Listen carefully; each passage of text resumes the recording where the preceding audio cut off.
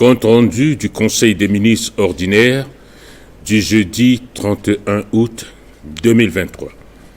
Le jeudi 31 août 2023, sous la très haute présidence de son Excellence, professeur Faustin Archange Touadéra, président de la République, chef de l'État, le Conseil des ministres a tenu sa séance ordinaire à 13h30 autour de l'ordre du jour suivant. Les dossiers examinés, les communications ministérielles et les divers. Monsieur le Premier ministre, chef du gouvernement, a pris la parole au nom du gouvernement sur autorisation de son Excellence, Monsieur le Président de la République, chef de l'État, pour le féliciter, suite à la promulgation par décret de la nouvelle Constitution le 30 août 2023 et surtout le message fort adressé au peuple centrafricain à l'hémicycle de l'Assemblée nationale, marquant ainsi la naissance de la 7e République. En réponse, Son Excellence, Monsieur le Président de la République, chef de l'État, a fait noter que cette nouvelle République est d'abord l'expression fondamentale de la volonté du peuple centrafricain, qui a choisi une autre voie de progrès et d'émancipation. Il ne s'agit pas de voir en cette nouvelle République le renouvellement de la classe politique, mais il s'agit beaucoup plus d'un changement de paradigme dans le domaine politique, économique et social. Il appartient donc au gouvernement de tout mettre en œuvre pour engager les réformes audacieuses, de créer les cadres juridiques permettant la mise en œuvre efficace de cette nouvelle Constitution. Les choses vont changer dans tous les domaines. C'est pourquoi Son Excellence, Monsieur le Président de la République, chef de l'État, a insisté sur la mission du gouvernement. Que le bon Dieu aide et touche le cœur des uns et des autres, à l'unisson pour construire cette nouvelle République à l'instar des autres pays du monde. Nous ne pouvons pas vivre en autarcie. Notre pays doit développer des relations avec toutes les nations du monde, dont la préservation des intérêts des Centrafricains. L'intérêt de notre pays est avant tout un intérêt collectif. Et c'est la satisfaction des intérêts collectifs qui peut garantir la satisfaction des intérêts particuliers, a-t-il poursuivi. Son Excellence, Monsieur le Président de la République, chef de l'État, a rappelé pour terminer la prise en main véritable de notre destinée et surtout le devoir d'exemplarité et le sens élevé du service de la nation qu'il a donné des instructions fermes au gouvernement pour se mettre immédiatement au travail. Avant d'aborder les points inscrits à l'ordre du jour, le ministre chargé du secrétariat général du gouvernement et des relations avec les institutions de la République a présenté la position des membres du gouvernement absents à cette séance.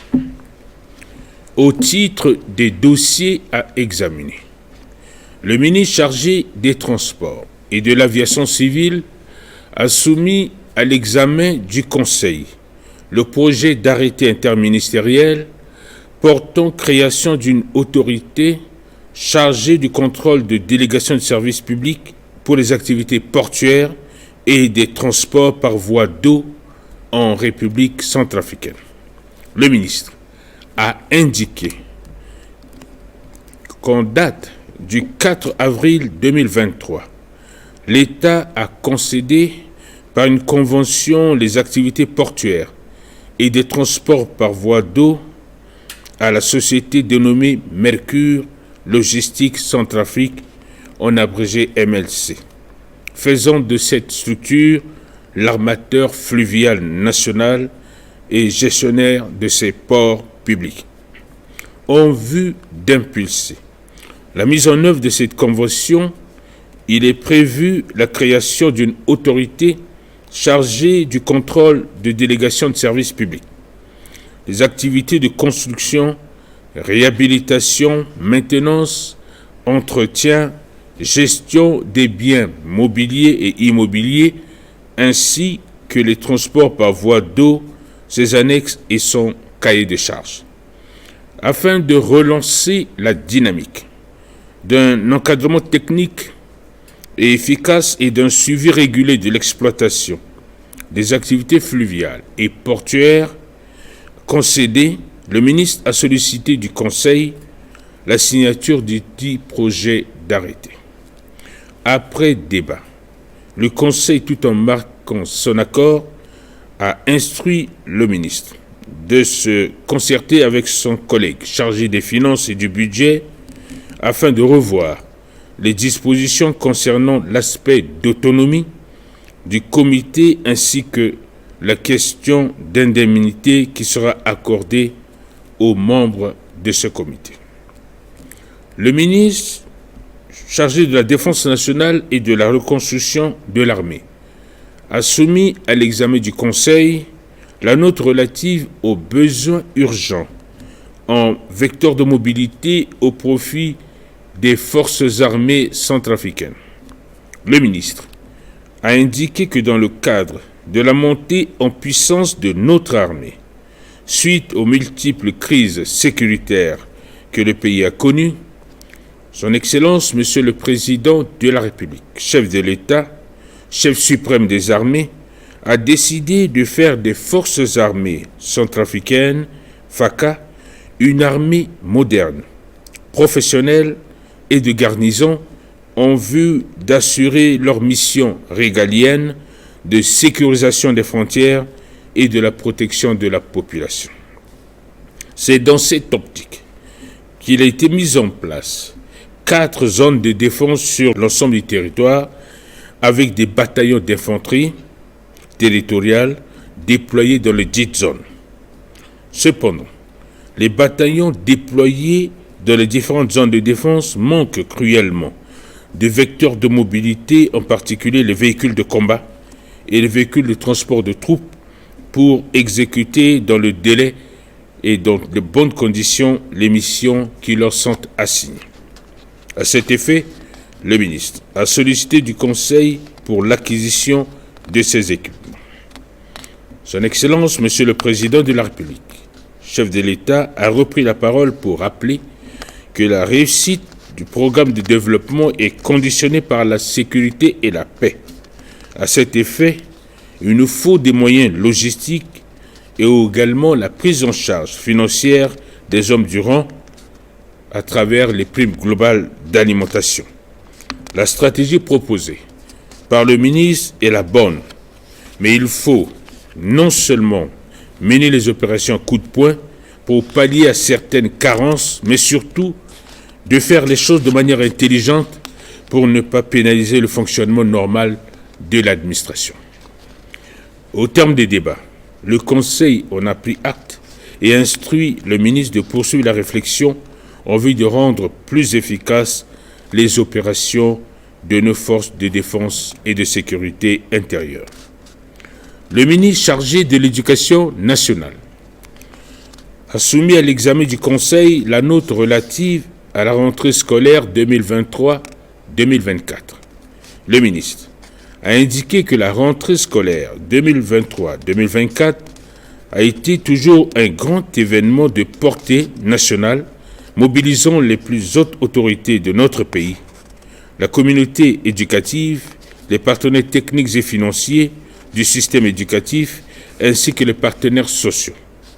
C'est surtout l'occasion de recevoir de son Excellence, Monsieur le Président de la République, chef de l'État, chef suprême des arts et des lettres, des orientations politiques pour assurer à nos enfants une éducation de qualité, gage d'un développement du capital humain sur le site de l'école préfectorale de Bossambélé autour du thème « Éducation de qualité pour une citoyenneté responsable et durable, la paix et le développement ». Les messages retenus pour la sensibilisation de la population sont les suivantes. Scolariser une fille, c'est lui garantir une autonomisation. Investir dans l'éducation, c'est bâtir un avenir pour les enfants. Ensemble, pour une bonne utilisation de la technologie. Et enfin, éducation de qualité, autonomisation et résilience des jeunes. Au terme des débats, le Conseil a instruit le ministre de préparer l'agenda de l'activité et de revoir la date de la cérémonie en commun accord avec la Direction générale du protocole d'État. Le ministre chargé de l'agriculture et du développement rural a soumis à l'examen du Conseil la note relative à la livraison du blé russe à titre gracieux à la République centrafricaine. Le ministre a indiqué que dans le cadre de la coopération agissante entre la Fédération de la Russie et la République centrafricaine, Son Excellence le président de la Fédération russe, M. Vladimir Poutine, lors du deuxième sommet du Forum économique et humanitaire Russie-Afrique, tenu du 27 au 28 juillet 2023 à Saint-Pétersbourg, a décidé d'octroyer gracieusement du blé à certains pays africains, parmi lesquels la République centrafricaine.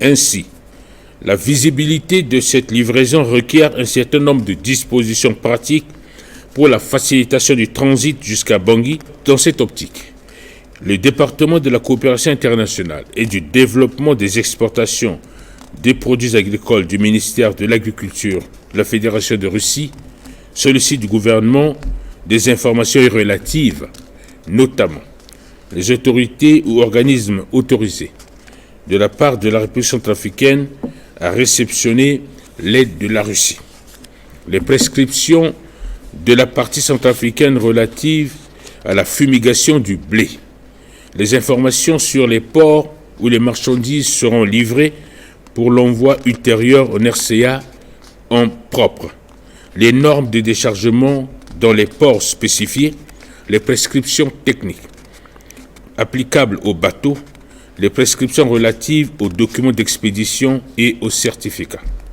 Fort de ce qui précède, le ministre a sollicité du Conseil les conduites à tenir en vue de l'acheminement de cette aide à Bangui.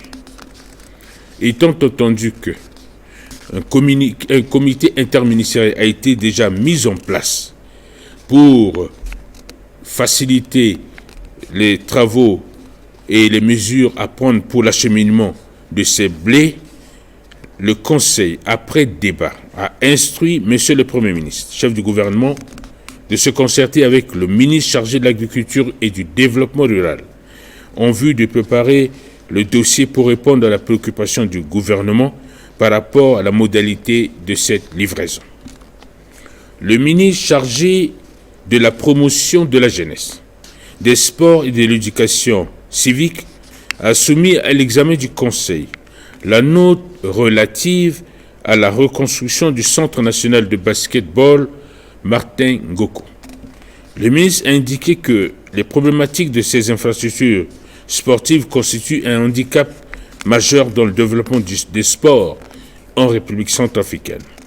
C'est le cas du basketball centrafricain qui a marqué d'une empreinte indélébile l'histoire du sport à travers des trophées continentaux ainsi que la participation aux compétitions mondiales de basketball.